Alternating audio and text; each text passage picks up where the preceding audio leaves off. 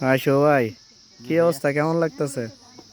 ভাই আলহামদুলিল্লাহ অনেক সুন্দর লাগতেছে। আসলে মনে হচ্ছে আমি এখন মানে এই পৃথিবীর মানে অন্য একটা জগতে আছি।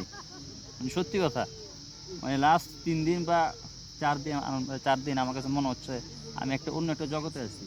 মানে মানে আসলে পৃথিবী এত সুন্দর হতে পারে, আল্লাহর আপনার সৃষ্টি নিচে এত এত সুন্দর হতে সুন্দর পারে। ভিউ, সামনে কাঞ্চনজঙ্ঘা, এর অনুভূতি বলেন। আলহামদুলিল্লাহ আলহামদুলিল্লাহ ভাই, মানে কি বলবো, অনুভূতি আসলে পুরোপুরি স্পিচলেস লেস আসলে।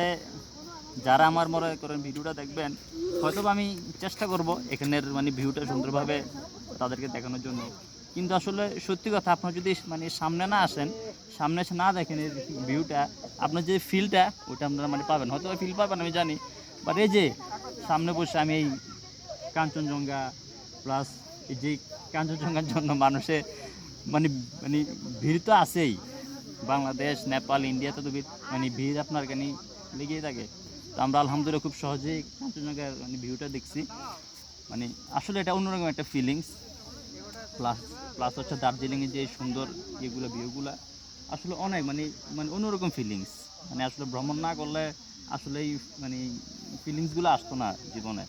তো এই আর কি, তো সব কিছুর জন্য আসলে আল্লাহর কাছে শুক্রিয়া। শুক্রিয়া আলহামদুলিল্লাহ, যে আল্লাহ তাআলা তৌফিক দান করছে, এই আর কি।